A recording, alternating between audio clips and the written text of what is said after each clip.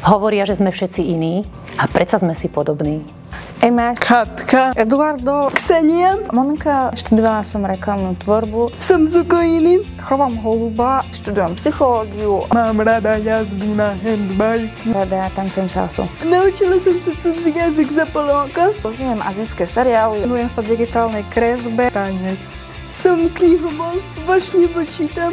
Zaujíma ma jadrová fyzika. Taktiež čítam Škandináviu a preto pôjdem tento rok na Erasmus do Fínska. Mám záujem o uskutočnenie projektu na mestský holubník.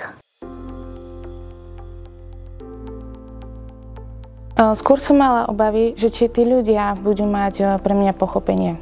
Po skončení školy som mala obavy, či si nájdem prácu, ktorá bude vyhovovať mojim možnostiam. Tak v začiatku tam bol ten strach, že ako sa budú správať ku mne v tej práci. Lebo bol tam ten pokus už si hľadať niečo, ale vždy to prišlo také beznadejné. Že strach, neistota. Išli sme z Ukrajiny, nové prostredie, všetko úplne nové. Ja už som v tom veku, keď chcela by som sa trošku osamostatniť od svojej rodiny. Možno, že aj z finančnej stránky. Začala som hľadať prácu ešte z 14 rokov. Tak pre mňa je vždy taký strašiak príchod do toho nového prostredia, tá zorientácia vo všetkom a hlavne taký ten strach, že prepočítam niečo dôležité, čo by som mala veľmi vedieť.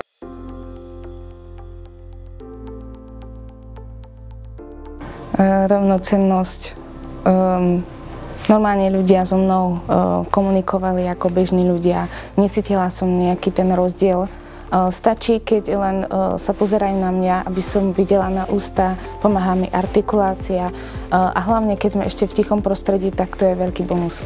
Je to proste všetko o tom, že je tu inak tá mentalita, že proste chcú, že majú tú ochotu tí ľudia, je to presne o tom. Ja som rada, že viem byť užitočná aj v takých malých veciach, čo napríklad ostatní nevedia, nemajú čas pracovať, ale im by to veľmi pomohlo pri ich práce a keď ja to môžem urobiť a som užitočná, tak je to najlepšie odmena pre mňa.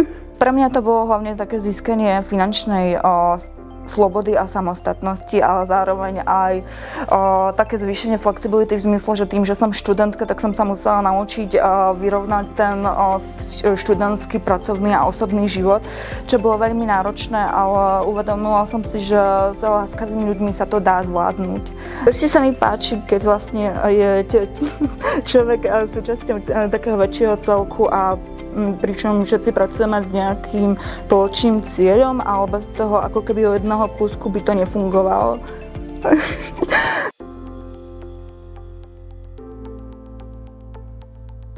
Urobí mi radosť, keď ma kolegovia zoberú na obed napríklad, alebo keď sa chcú aj nielen o pracovných veciach rozprávať, ale aj o bežných. Práca mi dáva pocit užitočnosti, čo je pre mňa veľmi dôležité.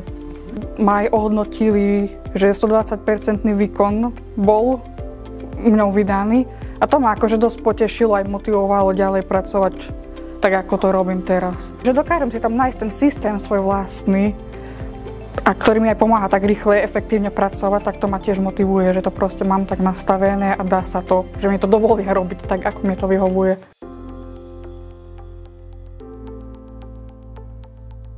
Tá empatia je veľmi dôležitá podľa mňa nie len na pracovisku, ale aj v živote.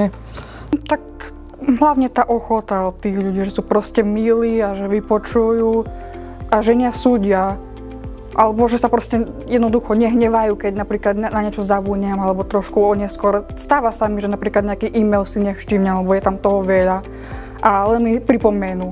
A to mi stačí a pomáha mi to veľmi, že proste nie je z toho nejaký veľký prúser. Obecne si myslím, že každý človek má nejaké špeciálne potreby bez ohľadu na to, že či má nejaký handicap alebo nemá nejaký handicap.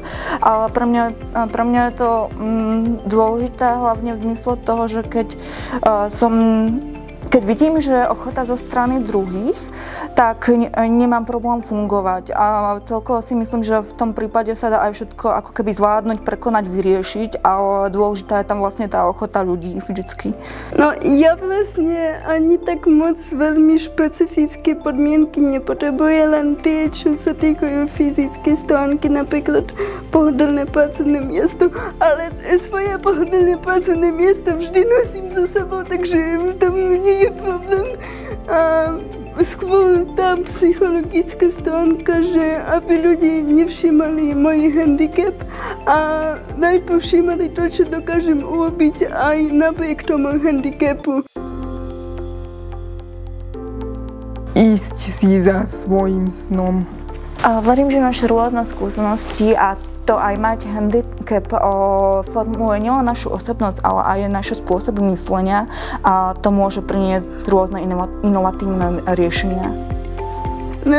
Naše problémy nás posúvajú ďalej, naše skúsenosti, oni robia nás silnejšími a oni robia nás inakšími od ostatných.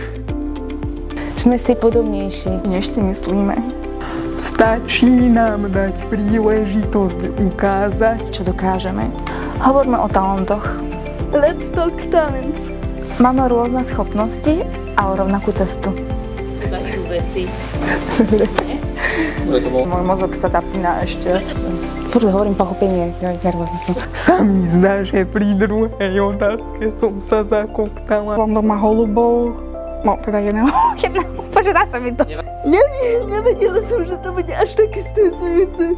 A toto strihneš.